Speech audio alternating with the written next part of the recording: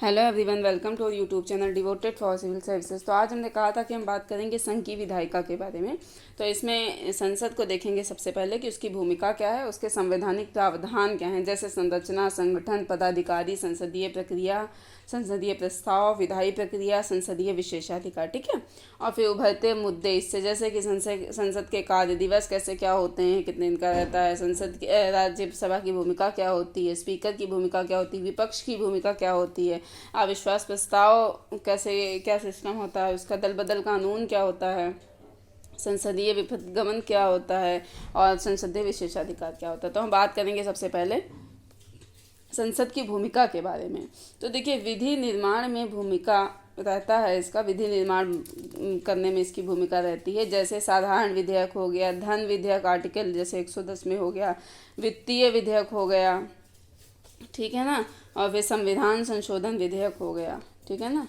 फिर उसके बाद में दूसरी क्या रहती है इसकी भूमिका, सभी लोकतांत्रिक गतिविधियों का केंद्र होता है ये, ठीक है। जैसे सरकार का गठन हो गया, राष्ट्रीय मुद्दों पर विचार विमर्श का सर्वाधिक महत्वपूर्ण मंच होता है ये, जनमत के निर्माण में महत्वपूर्ण भूमिका इसकी रहती है। कार्यपालिका पर संसदीय नियंत्रण होता है। कैसे? जैसे प्रश्नकाल के दौरान संसदीय प्रस्ताव जो रहता है, विश्वास प्रस्ताव, निंदा प्रस्ताव, स्थगन प्रस्ताव, ध्यानाकर्षण प्रस्ताव, ठीक है ना। संसदीय समितियां रहती हैं इसमें।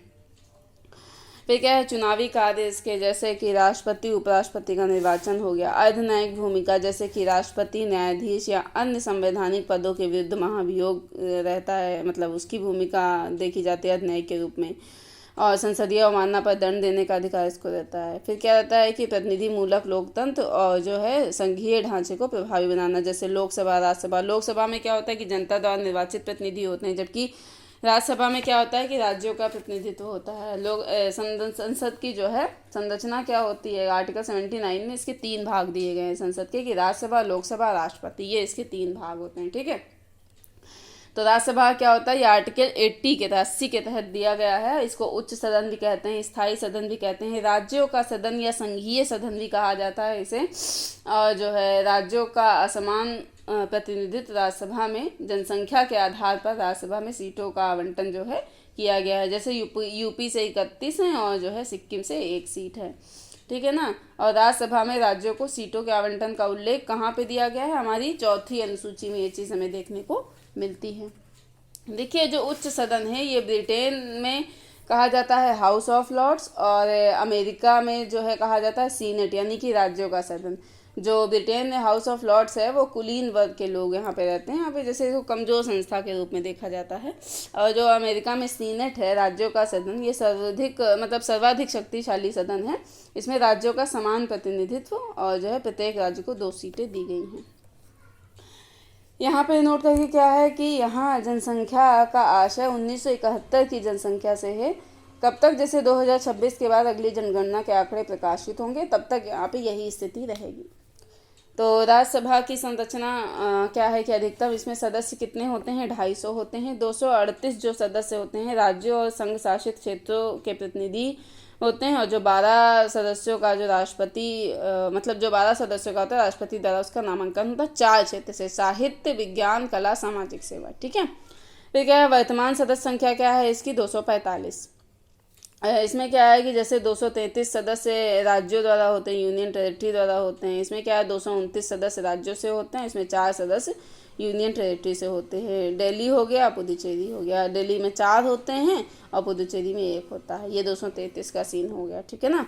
अब 12 सदस्य क्या है, मैंने क्या होता है, राष्ट्रपति द्वारा नामांकित होते हैं। इसका निर्वाचन देख लेते हैं। निर्वाचन में क्या है कि राज्य विधानसभा के निर्वाचित सदस्यों द्वारा राज्यसभा के सदस्यों का निर्वाचन होता है। सभा समझाए ना, राज्य विधानसभा के निर्वाचित सदस्यों द्वारा राज्यसभा के सदस्यों का निर्वाचन होता है। राज्यसभा के निर्वाचन की पद्धति आनुपातिक के एकल संक्रमणीय मत प्रणाली द्वारा होता है, ठीक है ना।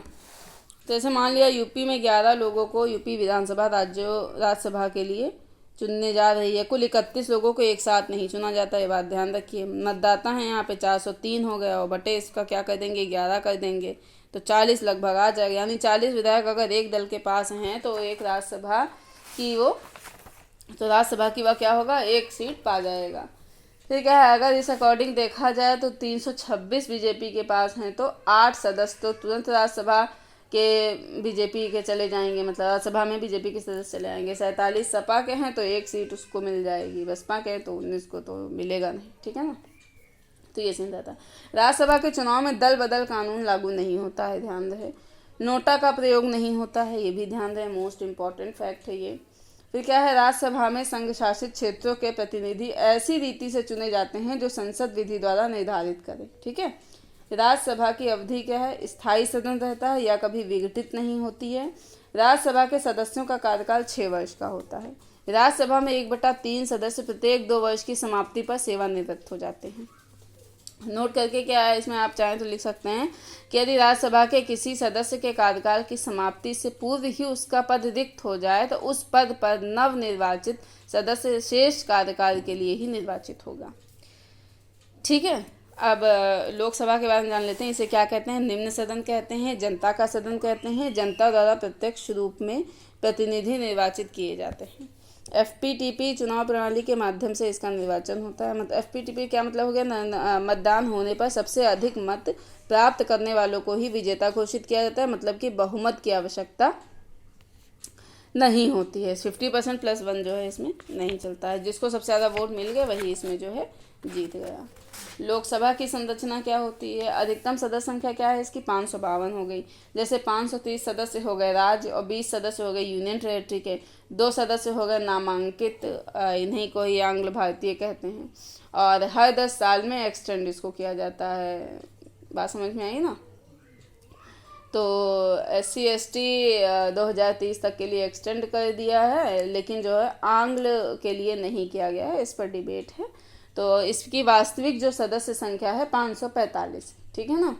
इसमें क्या है कि 530 सदस्य हैं राज्यों की जनता से, ठीक है ना। 13 सदस्य हैं यूनियन टेरेटरी की जनता से, 7 सदस्य मतलब ठीक है ना। और सीटें तो दिल्ली से ही रहती हैं, ज़्यादा सीटें 7 सदस्य में की रहती हैं। और 2 नामांकित सदस्य क्या हैं, इनको एक्सटेंड नहीं किया गया, तो भविष्य में हटेंगी तो क्या हो जाएगा, 543 हो जाएंगी। अगर हटने में से शायद हट गई हैं इस वक्त तक, 3 मिनट पर सर्च कर लीजिएगा। राज्यों को लोकसभा में सीटों का आवंटन है, ठीक है ना। इसका उल्लेख चौथी अनुसूची में नहीं है। आर्टिकल 84 में दिया गया है कि संसद विधि द्वारा इसका निर्धारण करेगी। संसद द्वारा परिसीमन आयोग अधिनियम लाया गया। इसमें यह बताया गया कि लोकसभा में जो सीटों का आवंटन है वो जनसंख्या के आधार पर होगा। जनसंख्या कब की, 1971 की जो हमारी जनगणना हुई थी उसके आधार पर। अभी ये जो परिसीमन आयोग हैं ये अभी तक कब कब लाए जा चुके हैं, 1952 में, 62 में, 72 में और 2002 में लाए जा चुके हैं अभी तक, ठीक है। और अगर लोकसभा सीटों की बात करें तो मैंने बताया कि यूपी में कितनी हैं, 80 हैं। और ये याद कर लीजिएगा, कभी कभी क्वेश्चन पूछे जाते हैं। यूपी के लोग तो ज़रूरी याद रखें। महाराष्ट्र में 48 है, वेस्ट बंगाल में 42 है और बिहार में 40 है, ठीक है ना। होता क्या है कि उस समय जो था 1971 के टाइम पे कि 10 लाख की जनसंख्या पर 1 लोकसभा की सीट जो है दी जाती थी।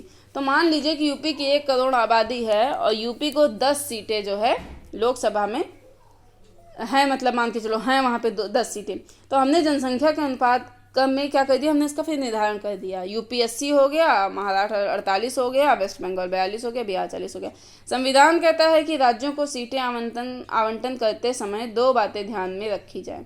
लोकसभा में प्रत्येक राज्य को सीटें 1 अनुपात में होनी चाहिए। ऐसा ना हो कि किसी राज्य को 1 लाख पर 1 सीट और किसी को 2 लाख पर 1 सीट, ऐसा नहीं होना चाहिए। तो अनुपात सभी के लिए क्या होना चाहिए, सेम होना चाहिए। लोकसभा में जितनी सीटें दी गई हैं उस राज्य को उतने निर्वाचन क्षेत्रों में विभाजित करना होगा, ये बात ध्यान दें। जैसे यूपी को 80 सीटें हैं तो यूपी को लोकसभा के 80 निर्वाचन क्षेत्रों में विभाजित करना होगा। और ये सारे जो काम होते हैं ये काम होते हैं परिसीमन आयोग के, ठीक है। अब नोट करके आप चाहे तो लिख लीजिए। आर्टिकल 82 में प्रत्येक जनगणना की समाप्ति पर भी कुछ बातें कही गई हैं। उसमें कहा गया कि राज्यों को लोकसभा में स्थानों का आवंटन दिया जाएगा। बात समझ में आई ना। प्रत्येक राज्य के प्रादेशिक निर्वाचन क्षेत्रों का विभाजन होगा। अब इसमें क्या है कि संसद द्वारा निर्मित विधि के माध्यम से इसका समायोजन किया जाएगा, जो मैंने भी आपको बताया, ठीक है ना। संसद द्वारा विधि जब कोई बनाएगी तभी ये चीज़ें संभव हो पाएंगी। अब थोड़ा सा बात कर लेते हैं परिसीमन आयोग की, चूंकि आ गया है तो ये जानना भी ज़रूरी है। परिसीमन आयोग क्या है कि संसद द्वारा, मैंने क्या बताया, परिसीमन आयोग के एक्ट बनाए गए। कब कब बनाए गए हैं? 1952 में बनाए गए, 1962 में बनाए गए, 1972 में बनाए गए और 2002 में बनाए गए। जो 1962 में बनाया गया उसमें सीटों का समायोजन, जनसंख्या कम था तो सीटें कम, पॉपुलेशन थी, मतलब सीटें कम पॉपुलेशन ज़्यादा, ऐसा सीन था, तो फिर सीटें बढ़ाई गई। तो फिर 1972 में क्या है, परिवार नियोजन कार्यक्रम दक्षिण भारत में उत्तर भारत में सही तरीके से नहीं हो पाया। उत्तर भारत की आबादी बढ़ रही है, जब तक जनसंख्या का स्तरीकरण ना हो जाए तब तक 1971 के आधार पर ही लोकसभा में सीटों का आवंटन होगा। 2002 में क्या है, लेकिन लोकसभा में आवंटन नहीं होगा, मतलब जैसे कि 1971 की तरह। अध्यक्षता इसकी कौन करता है? सर्वोच्च न्यायालय के न्यायाधीश द्वारा पदेन सदस्य, मतलब उनकी अध्यक्षता की जाती है, और इसके पदेन जो सदस्य होते हैं वो मुख्य निर्वाचन आयुक्त होता है, ठीक है ना।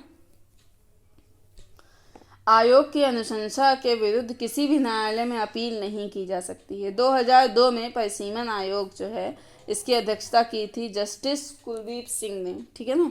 और 42nd कॉन्स्टिट्यूशनल अमेंडमेंट 1976 द्वारा 1971 की जनगणना को वर्ष 2000 तक आधार के रूप में देखा गया। 84 जो हमारा कॉन्स्टिट्यूशनल अमेंडमेंट था 2002, वर्ष 2026 के पश्चात की पहली जनगणना तक जनसंख्या के लिए 1971 की जनगणना को ही आधार माना जाएगा, और यही क्या है, इसके राज्यों का आवंटन। 87 क्या है कॉन्स्टिट्यूशनल अमेंडमेंट 2003, प्रत्येक राज्य के प्रादेशिक निर्वाचन क्षेत्र के विभाजन का पुनः समायोजन वर्ष 2001 की जनगणना के आधार पर किया गया। लोकसभा की इसकी अवधि क्या है? स्थायी सदन नहीं है, ये अस्थायी सदन है, और ये 5 वर्ष की इसकी अवधि होती है, हालांकि 5 वर्ष के पूर्व भी विघटित हो जाता है। राज्यसभा में आरक्षित सीटों का प्रावधान नहीं है। लोकसभा में सुप्रीम कोर्ट जो है, लोकसभा में जो शेड्यूल कास्ट हैं उनकी जाति के लिए 84 सीटें और जो एसटी के लिए 47 सीटें। ओबीसी या महिलाओं के लिए इसमें आरक्षण का कोई ऐसा प्रावधान नहीं है। संसद सदस्यों की योग्यता देख लेते हैं। पहली बात तो भारत के नागरिक होने चाहिए। दूसरी बात, लोकसभा का सदस्य बनने के लिए 25 वर्ष की न्यूनतम आयु और राज्यसभा का सदस्य बनने के लिए 30 वर्ष की आयु होनी चाहिए।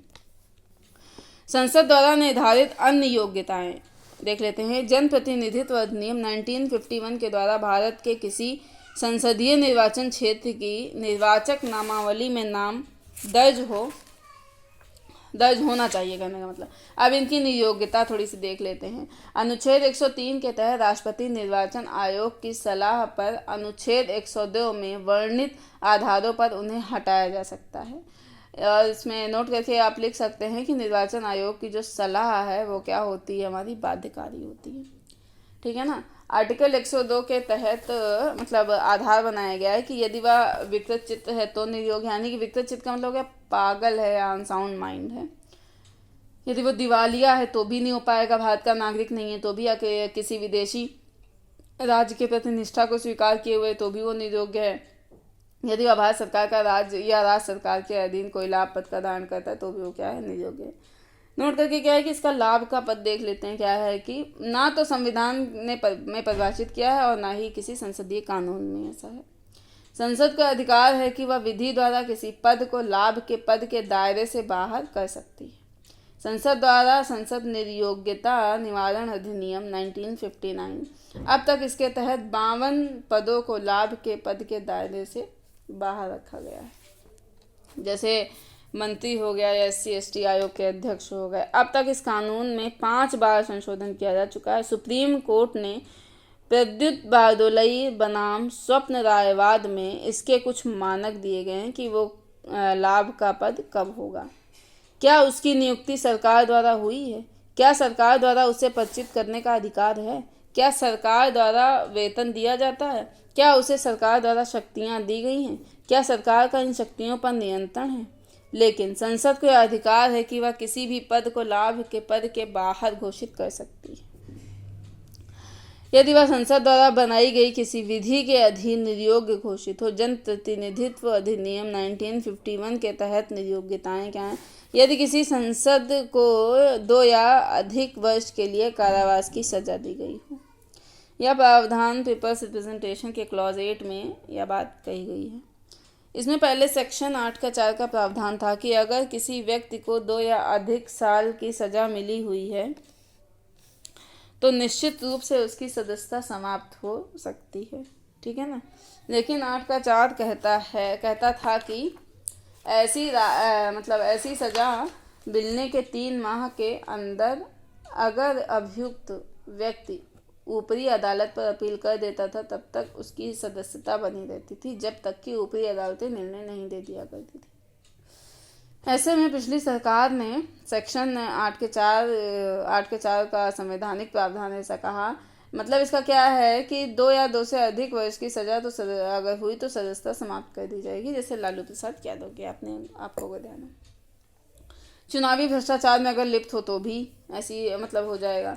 यदि किसी सरकारी उपक्रम में न्यूनतम 25% की हिस्सेदारी है तो भी जो है आपको लाभ के पद पर माना जाएगा और आपको नियोग्य घोषित कर दिया जाएगा। लोकसभा या सभापति, यानी कि लोकसभा में क्या होते हैं, स्पीकर होते हैं, और राज्यसभा में क्या होते हैं, सभापति होते हैं। इनके द्वारा दल बदल के आधार पर क्या है कि 52वें संविधान संशोधन 1985 द्वारा 10वीं अनुसूची के तहत दल बदल कानून का प्रावधान किया गया है। 80 के दशक में हमारे यहाँ पर क्षेत्रीय पार्टियां आना शुरू हो गई थी। जैसे बिहार में चुनाव हुआ, 122 सीटें थी तो 120 यूपीए, एनडीए को 18 और अदर, तो ठीक है ना। फिर उसके बाद में 124 एनडीए नहीं 124 यूपीए और 120 एनडीए को मिली, तो 4 इन्होंने अगर खरीद लें तो फिर क्या होगा, तो सांसदों की खरीद फरोख्त की भी समस्या होती रहती है। जैसे यूपीए को 4, कहने का मतलब ये है कि एक दूसरे को जीतने के लिए किसी को, जैसे मान के चलिए 122 सीटें चाहिए लेकिन किसी पार्टी को 120 ही मिली तो वो 2 अगले से खरीद ले तो भी क्या हो जाता है, तो ये इनकी सांसद जो होते हैं ना, इनकी खरीद फरोख्त चलती रहती है, तो उससे भ्रष्टाचार और ज़्यादा बढ़ता रहता है, ठीक है। ये चीज़ें इसमें बताई गई हैं। तो 10वीं अनुसूची के तहत दल बदल के आधार पर यदि उसने अपने राजनीतिक दल की सदस्यता स्वेच्छा से त्याग दी हो तो माना जाएगा कि आप जो है दल बदल के उसमें जो है दल बदल कर रहे हैं, कहने का मतलब उसकी धारणा से लिप्त हैं, आपने वैसा काम किया है। यदि निर्दलीय सदस्य किसी राजनीतिक दल में शामिल हो जाए, निर्दलीय का मतलब होगा जो किसी दल का ना हो, ठीक है ना, तो भी हम मान लेंगे कि आप क्या हैं, दल बदल के आधार पर आप चीज़ें कर रहे हैं, दल बदल जैसी। यदि नामांकित सदस्य नामांकन के 6 माह के बाद किसी राजनीतिक दल में शामिल हो जाए तो भी यही मानेंगे कि आप दल बदल के इसमें कानून में लिप्त हैं, आपने ये चीज़ की है। नामांकित सदस्य मतलब निष्पक्ष माने जाते हैं, तुरंत किसी दल से या 6 माह के पहले शामिल हो सकते हैं, ठीक है ना। यदि उसने अपने पार्टी व्हिप का उल्लंघन किया है तो भी जो है ऐसा होता है। अच्छा, ये जो पार्टी व्हिप होता है इसका आशय होता है कि राजनीतिक दलों द्वारा अपने सांसदों को दिए जाने वाले दिशा निर्देश क्या होते हैं, यानी कि उपस्थिति और अनुपस्थिति के लिए, मतदान या मतदान से अनुपस्थित के लिए। प्रत्येक राजनीतिक दल का प्रत्येक सदन में एक मुख्य सचेतक होता है जो पार्टी व्हिप जारी करता है। यदि व्हिप नहीं माना गया तो कारण बताओ नोटिस जारी कर जो है 15 दिनों के भीतर कारण दिया जाना चाहिए। अगर नहीं दिया तो दल बदल का आरोप जो है लग जाएगा। दल बदल कानून का अपवाद क्या है ये देख लेते हैं। राजनीतिक दल द्वारा निष्कासित जो सदस्य हैं वो लेकिन क्या है कि सदस्यता इनकी बनी रहेगी। यही कारण है कि जब कोई लोकसभा या राज्यसभा का मेंबर बगावती हो जाता है अपनी पार्टी के खिलाफ तो पार्टियां उसे अपनी पार्टी से निकालती नहीं है बल्कि वेट करती हैं और वो दल बदल के खिलाफ पार्टी व्हिप का उल्लंघन करे तो उसकी सदस्यता ही समाप्त कर दे, क्योंकि अगर वो अपनी पार्टी से निकाल दे तो उसकी सदस्यता क्या रहेगी, बनी रहेगी। स्पीकर उसके दायरे से लेकिन बाहर होता है इसके दायरे से। यदि किसी दल के 2/3 सदस्य एक साथ दूसरे दल में विलय कर लें तो भी जो है ये दल बदल में शामिल नहीं होगा। दोहरी सदस्यता का आधार क्या है देख लेते हैं। यदि संसद के दोनों सदनों के लिए कोई सदस्य निर्वाचित हो जाता है और 10 दिनों के भीतर किसी एक सदन की सदस्यता नहीं त्यागता तो ऊपरी सदन यानी कि राज्यसभा में उसकी सदस्यता समाप्त कर दी जाएगी। यदि संसद के किसी सदन का सदस्य और राज्य विधानमंडल के किसी सदन का सदस्य एक साथ हो और 14 दिनों के भीतर किसी एक सदन की सदस्यता नहीं त्यागता तो संसद की सदस्यता समाप्त हो जाएगी। फिर देख लेते हैं अनुपस्थिति के आधार क्या है। 60 दिन की अवधि तक सदन की आज्ञा के बिना उसके सभी अधिवेशनों से अनुपस्थिति हो तो। हालांकि क्या है कि 60 दिनों की इस अवधि में सत्रावसान की अवधि या निरंतर 4 से अधिक दिनों के लिए सदन के स्थगन की अवधि शामिल नहीं की जाती है। ठीक है ना। अब बात करते हैं संसद के पदाधिकारी का। तो जैसे मान लो कोई लोकसभा है, ठीक है ना, तो इसमें क्या है कि स्पीकर होते हैं, डिप्टी स्पीकर होते हैं, विपक्ष का नेता भी होता है, सत्ता पक्ष का नेता भी होता है, प्रोटेम स्पीकर भी होता है। राज्यसभा में क्या होता है, सभापति होते हैं, उपसभापति होते हैं, विपक्ष नेता होता है, वही सत्ता पक्ष का नेता होता है। अब प्रोटेम स्पीकर के बारे में पहले थोड़ा सा जान लेते हैं। साधारण चुनाव के बाद नवनिर्वाचित सदस्यों में किसी वरिष्ठतम सदस्य को राष्ट्रपति द्वारा प्रोटेम स्पीकर के रूप में नियुक्त किया जाता है। ध्यान रहे, साधारण चुनाव के बाद नवनिर्वाचित सदस्यों को किसी वरिष्ठतम मतलब नवनिर्वाचित जो सदस्य होते हैं उनमें से किसी वरिष्ठतम सदस्य को राष्ट्रपति द्वारा प्रोटेम स्पीकर के रूप में नियुक्त करता है। प्रोटेम स्पीकर का एकमात्र कार्य नवनिर्वाचित सदस्यों को क्या होता है कि शपथ दिलाना होता है। संविधान की 3री अनुसूची के तहत शपथ दिलाते हैं। स्पीकर क्या है कि लोकसभा के सदस्यों द्वारा अपने सदस्यों के मध्य में से स्पीकर या डिप्टी स्पीकर को जो है चुना जाता है। ठीक है ना। प्रोटेम स्पीकर का कार्य जो मैंने बताया ना सिर्फ शपथ दिलाने तक होता है, फिर कुछ नहीं होता है। तो स्पीकर मैंने क्या बताया कि अपने सदस्यों में से स्पीकर डिप्टी स्पीकर चुना जाता है और जो है इस संबंध में राष्ट्रपति द्वारा चुनाव तिथि की घोषणा भी की जाती है। स्पीकर की पदावधि जो है, स्पीकर का पद निम्न स्थितियों में रिक्त हो सकता है। यदि वह लोकसभा का सदस्य ना हो तो भी स्पीकर डिप्टी स्पीकर को या डिप्टी स्पीकर द्वारा स्पीकर को अगर त्याग पत्र दे दिया जाए तभी। पदमुक्त देख लेते हैं। स्पीकर को लोकसभा के तत्कालीन सदस्यों के बहुमत से पारित संकल्प द्वारा पद से हटाया जा सकता है। हालांकि ऐसे संकल्प लाने के 14 दिन पूर्व सूचना देनी होती है। इस दौरान स्पीकर ही पहला मत करते हैं। ठीक है ना। नोट करके लिख लीजिए, भारत में स्पीकर द्वारा अपने राजनीतिक दल की सदस्यता त्यागने की बाध्यता नहीं है, जबकि ब्रिटेन में है। ठीक है ना। क्योंकि एक बार स्पीकर बनने के बाद वह अगले चुनाव के लिए भी वही स्पीकर होगा, बशर्ते उसकी इच्छा होनी चाहिए। ठीक है ना। यदि लोकसभा का विघटन हो जाता है और नई लोकसभा के प्रथम अधिवेशन के ठीक पहले तक स्पीकर अपने पद पर बने रहते हैं। ठीक है ना। तीसरा क्या है, जब स्पीकर को पद से हटाने की प्रक्रिया चल रही हो तो इस दौरान सदन की अध्यक्षता नहीं करेंगे। ध्यान रहे। स्पीकर की शक्तियां देख लेते हैं। लोकसभा में व्यवस्था एवं गरिमा बनाए रखना होता है। इसके तहत सदस्यों को निष्कासित या निलंबित भी कर सकती है। लोकसभा का स्थगन भी हो सकता है। सदन की कार्यवाहियों का संचालन भी होता है। और विधायी कार्य इसके देख लेते हैं। विधायी कार्य जैसे किसी भी विधेयक को राष्ट्रपति की अनुमति के लिए प्रस्तुत करने के पूर्व स्पीकर ही अपने हस्ताक्षर द्वारा प्रमाणित करते हैं कि यह विधेयक सदन द्वारा पारित करता है। स्पीकर ही यह प्रमाणित करते हैं कि कोई विधेयक धन विधेयक है या नहीं। ध्यान, मोस्ट इंपॉर्टेंट फैक्ट। स्पीकर किसी विधेयक या प्रस्ताव पर बराबर मत पड़ने पर निर्णायक मत देने की शक्ति रखते हैं। स्पीकर संसद की संयुक्त बैठक की अध्यक्षता भी करते हैं। संसदीय समितियों का गठन और उसके अध्यक्ष की नियुक्ति। इसके अतिरिक्त क्या है कि कार्य मंत्रणा समिति, सामान्य प्रायोजन समिति और नियम समिति की अध्यक्षता स्वयं स्पीकर द्वारा की जाती है। स्पीकर दल बदल के आधार पर सदस्यों की सदस्यता समाप्त कर सकते हैं। संसद की अवमानना पर सम्मन जारी कर सकते हैं। स्पीकर द्वारा ही विपक्ष के नेता को मान्यता दी जाती है। लोकसभा के सचिवालय का नियंत्रण व निर्देशन। भारतीय संसदीय समूह के पदेन अध्यक्ष होते हैं। ठीक है ना। डिप्टी स्पीकर देख लेते हैं। स्पीकर की अनुपस्थिति में लोकसभा की अध्यक्षता करता है। इस दौरान स्पीकर की भांति ही शक्तियां इसे प्राप्त हो जाती हैं डिप्टी स्पीकर को। लेकिन जब वह सदन की अध्यक्षता नहीं करते हैं तो सामान्य सदस्य के रूप में सदन की कार्रवाई में भाग लेते हैं। ध्यान देंगे, यानी कि मत भी कर सकता है। परंपरा के अनुसार प्रायः किसी विपक्षी दल के सदस्य को डिप्टी स्पीकर के रूप में चुना जाता है। विपक्ष का नेता देख लेते हैं। ब्रिटिश संसदीय परंपरा के तहत क्या है कि वहाँ शैडो कैबिनेट की धारणा होती है, यानी कि विपक्ष के नेता को वैकल्पिक पीएम के रूप में जो है देखा जाता है।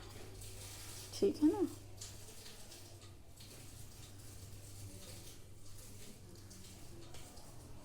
प्रथम लोकसभा स्पीकर मावलंकर जी द्वारा इस संबंध में कुछ नियम दिए गए। इसे मावलंकर रूल कहा गया।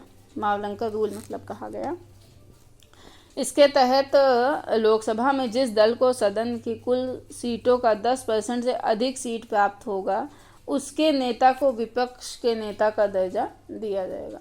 हालांकि प्रारंभिक लोकसभा में किसी भी दल को यह दर्जा प्राप्त नहीं है, लेकिन 1969 में जो कांग्रेस था ऑर्गेनाइजेशन ओ वाला के नेता राम सुभग सिंह को पहली बार विपक्ष के नेता का दर्जा दिया गया। वहीं 1977 में विपक्ष के नेता को सांविधिक दर्जा दिया गया। विपक्ष के नेता वेतन और भत्ते अधिनियम 1977 के तहत। हालांकि इस अधिनियम के तहत विपक्ष को नेता का दर्जा उस दल को प्राप्त होगा जिसे लोकसभा में सर्वाधिक सीटें प्राप्त होंगी। इसलिए क्या है, इसमें जो है भ्रम की स्थिति है।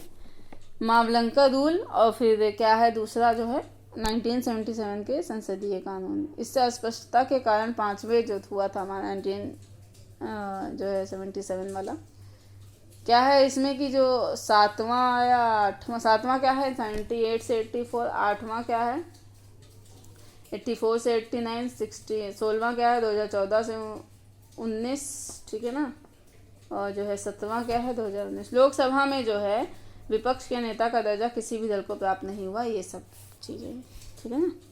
राज्यसभा के सभापति या उपसभापति के बारे में थोड़ा जान लेते हैं। उपराष्ट्रपति राज्यसभा के पदेन सभापति होते हैं। राज्यसभा का सदस्य ना होते हुए भी उसकी अध्यक्षता जो है करते हैं, ठीक है ना। लोकसभा के स्पीकर की भांति ही सदन में व्यवस्था और गरिमा बनाए रखना तथा सदन के कार्यवाहियों के संचालन की शक्ति रहती है, लेकिन लोकसभा के स्पीकर से कुछ मामलों में भिन्न है।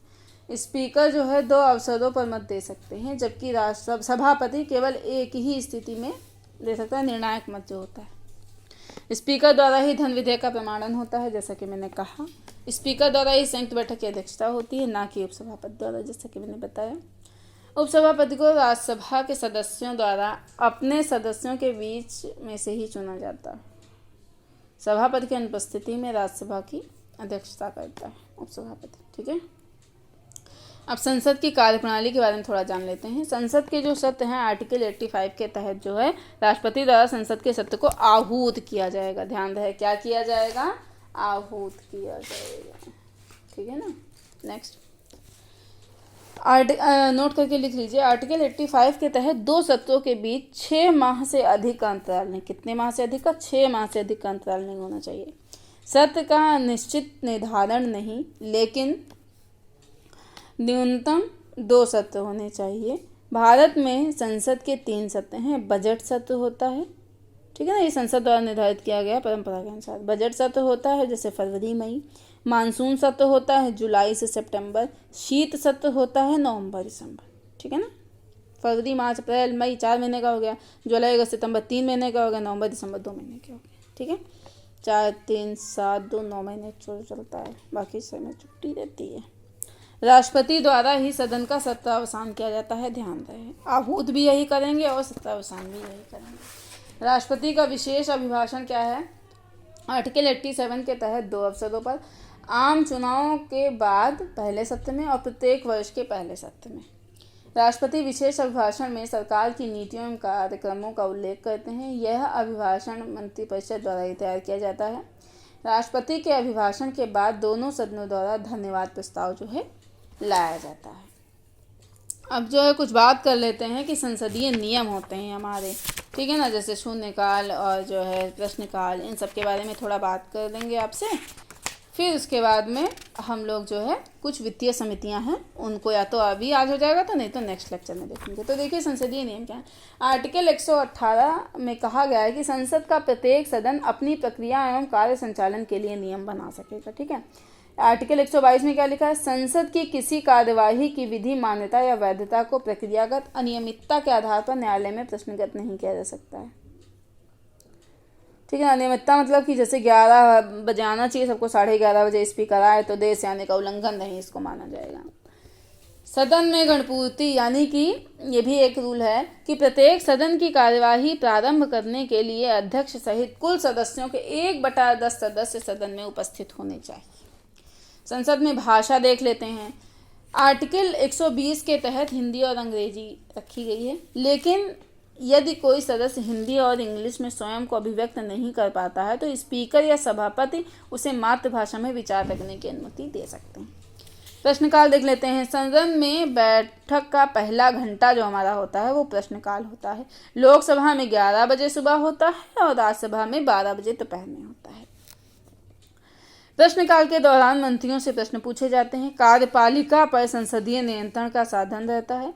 कार्यपालिका को उत्तरदायी बनाने का साधन रहता है। 3 प्रकार के प्रश्न जो है होते हैं। एक होता है तारांकित प्रश्न, ठीक है ना, जो कि इम्पोर्टेंट रहते हैं, यानी कि इन्हें मौखिक रूप से उत्तर इनका देना होता है। पूरक प्रश्न भी रहते हैं, केवल 2 इस पे पूरक प्रश्न हम लोग कर सकते हैं, मतलब जो भी पूछे वो कर सकता है।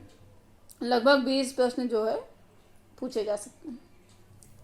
गैर तारांकित प्रश्न क्या है? लिखित उत्तर देना होता है, पूरक प्रश्न नहीं होते इसमें, और लगभग 220 से 230 प्रश्न रहते हैं।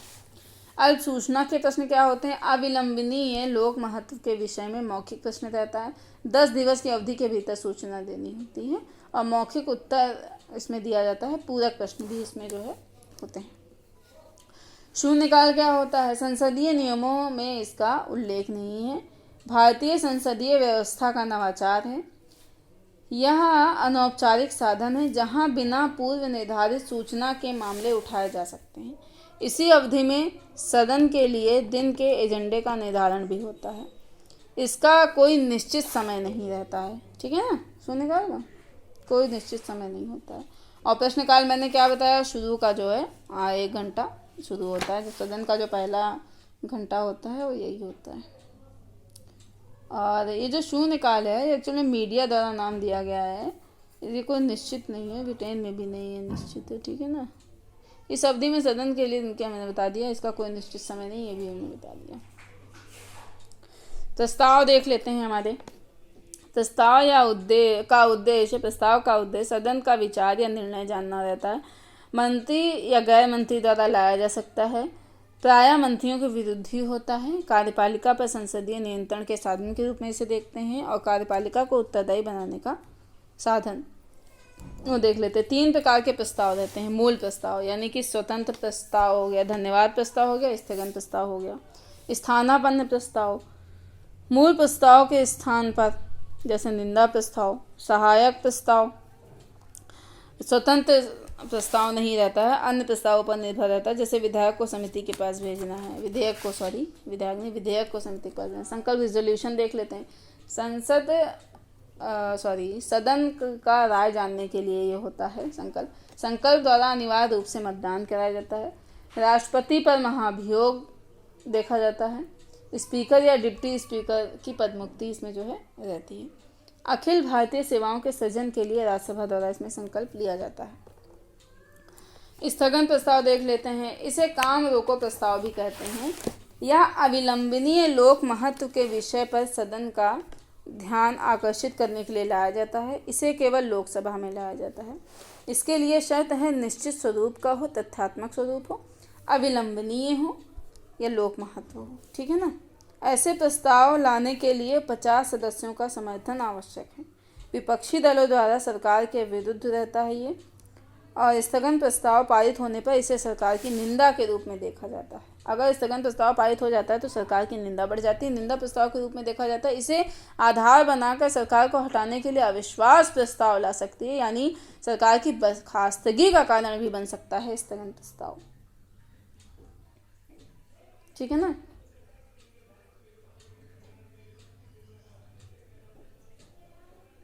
ठीक, ध्यानाकर्षण प्रस्ताव देखते हैं। यह भारतीय संसदीय व्यवस्था का नवाचार है।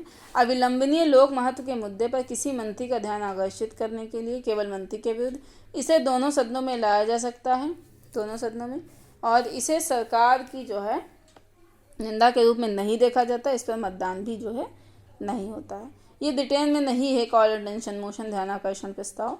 इंडिया में ही 1954 में आया और पूरे सदन का आकर्षण केवल एक मंत्री की ओर, जैसे कोई रेल दुर्घटना हो गई, रेल मंत्री के लिए हो गया, इस तरीके से। अविश्वास प्रस्ताव नो कॉन्फिडेंस मोशन, संविधान में इसका उल्लेख नहीं है। यह केवल लोकसभा में ही लाया जाता है। लोकसभा के प्रक्रिया और कामकाज नियम संख्या 198 के तहत इसकी प्रक्रिया का निर्धारण होता है। यह विपक्षी दलों द्वारा मंत्रिपरिषद के विरुद्ध यह विपक्षी दलों द्वारा मंत्रिपरिषद के विरुद्ध लाया जाता है। इसे लाने के लिए जो है लोकसभा के 50 सदस्यों का समर्थन होना चाहिए। इसे प्रस्तुत करने के कारण या इसको आधार व्यक्त करने की ज़रूरत नहीं है। स्पीकर द्वारा ऐसा प्रस्ताव प्राप्त करने के बाद अगले 10 दिनों में किसी एक का निर्धारण हो जाएगा। अविश्वास प्रस्ताव पर चर्चा के बाद मतदान होता है। प्रस्ताव पर मत बराबर होने की स्थिति में स्पीकर द्वारा निर्णायक वोट दिया जाता है। एक सत्र में एक ही बार अविश्वास प्रस्ताव लाया जाता है। अब तक 27 बार अविश्वास प्रस्ताव लाया जा चुका है। पहला अविश्वास प्रस्ताव आचार्य कृपलानी द्वारा जेल नेहरू के विरुद्ध 1963 में लाया गया था। मोस्ट इम्पॉर्टेंट फैक्ट, सबसे अधिक अविश्वास प्रस्ताव इंदिरा गांधी के विरुद्ध 17 बार लाया गया था। ध्यान रखिएगा, पहला याद रखिएगा और जिसके बदले ज़्यादा बार लाया गया वो याद रखिएगा। पहली बार अविश्वास प्रस्ताव मोरारजी देसाई के विरुद्ध जो है लाया गया था। ठीक है ना। अब बात करते हैं हम निंदा प्रस्ताव की। यह किसी मंत्री या पूरे मंत्रिपरिषद के विरुद्ध लाया सकता है। इसको जो है सरकार की आलोचना के रूप में देखा जाता है। निंदा प्रस्ताव में कारण बताना आवश्यक नहीं होता है। लोकसभा और राज्यसभा दोनों सदनों में इसे लाया जा सकता है। निंदा प्रस्ताव पारित होने पर आवश्यक नहीं है कि सरकार बर्खास्त हो, लेकिन जो नो कॉन्फिडेंस मोशन है या जो मैंने ये बताया है, कौन सा बताया था, एक स्थगन प्रस्ताव, अगर ये स्थगन प्रस्ताव क्या है, सरकार की बर्खास्तगी का कारण बन सकता है। नो कॉन्फिडेंस मोशन तो आपको जाना ही पड़ेगा। विश्वास प्रस्ताव कारण है ना, 50 लोग आप साइन कर रहे हैं तो इसका रीज़न भी है जाने का।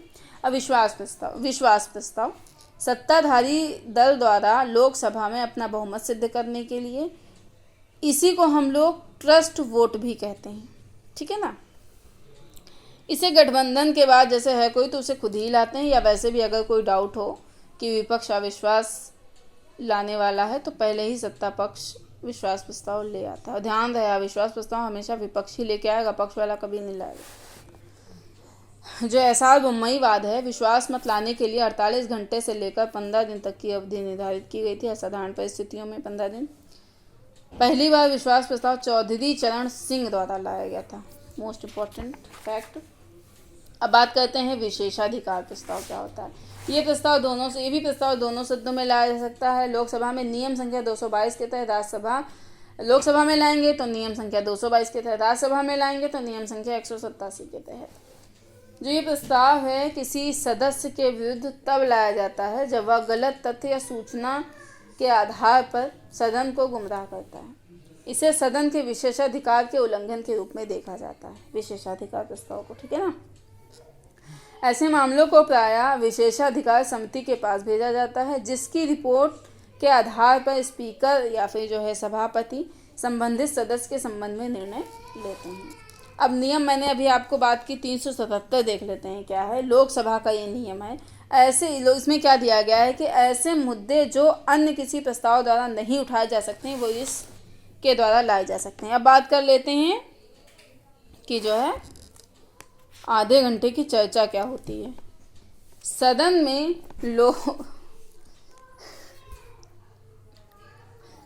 में लोक महत्व के प्रश्नों से संबंधित मामलों पर इसमें चर्चा होती है।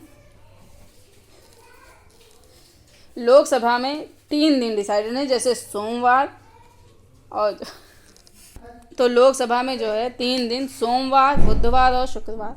राज्यसभा में सभापति की अनुमति से किसी भी दिन लाया जा सकता है।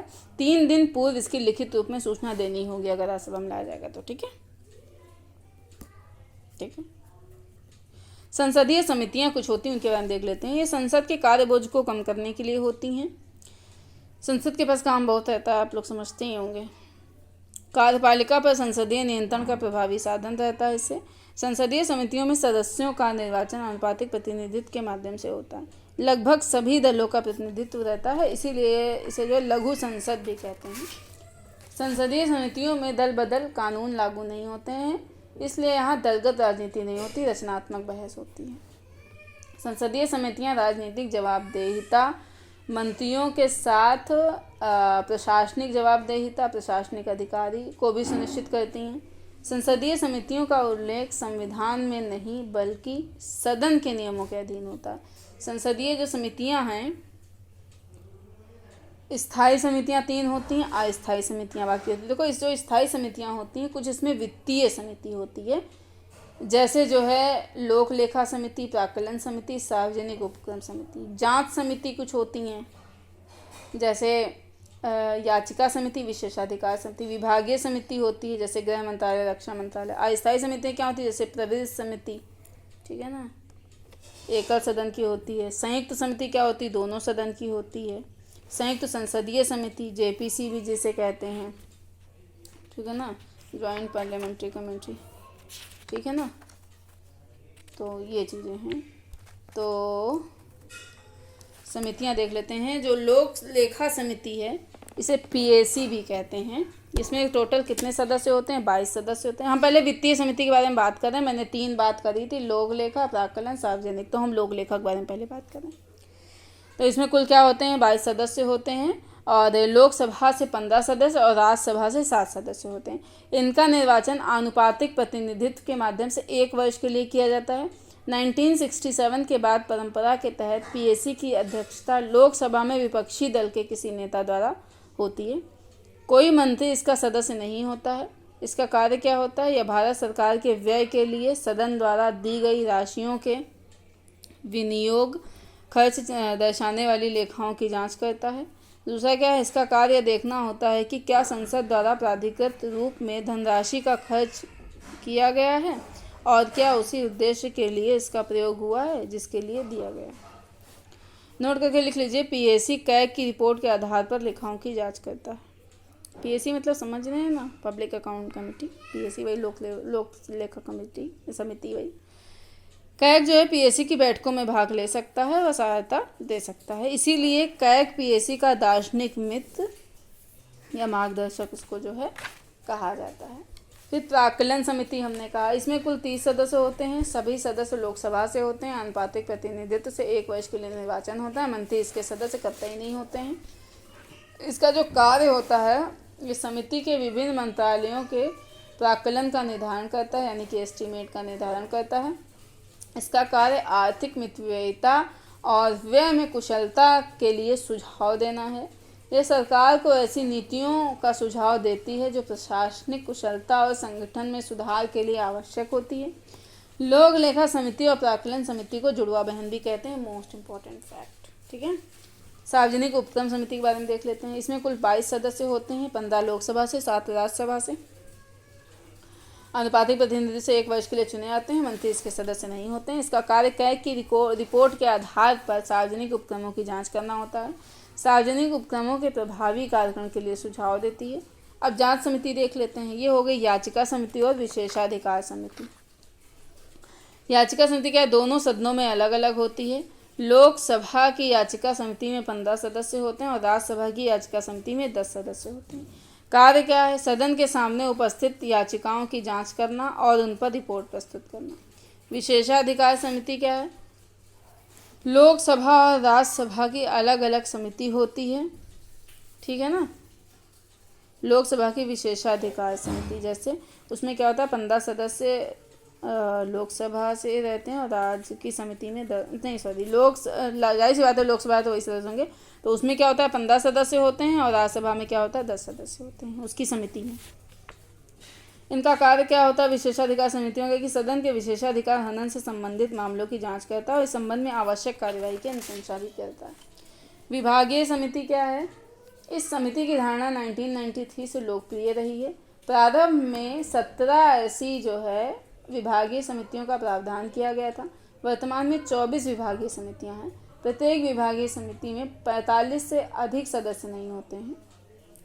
लोकसभा में 30 हो गए, राज्यसभा में 10 हो गए। कोई मंत्री इसका सदस्य जो है नहीं होता है, ठीक है ना। इसके जो सदस्य विभागीय समिति में लोकसभा से जो है 30 होते हैं और राज्यसभा से 10 होते हैं। कार्य इसका क्या, विधेयकों का परीक्षण करना, अनुदान की मांग की जाँच करना, विभिन्न मंत्रालयों व विभागों की वार्षिक रिपोर्ट पर विचार करना, सदन के कामकाज से संबंधित अन्य समितियां देख लेते हैं। जैसे हमने नियम समिति बताया, दोनों सदनों में अलग अलग ये होती है। लोकसभा की नियम समिति में स्पीकर सहित 15 सदस्य होते हैं, जिसकी अध्यक्षता स्पीकर द्वारा की जाती है। और राज्यसभा की नियम समिति में सभापति सहित 16 सदस्य होते हैं। ध्यान रहे, इसका कार्य होता है कि सदन से संबंधित प्रक्रियाओं और कार्य संचालन के लिए नियम बनाना।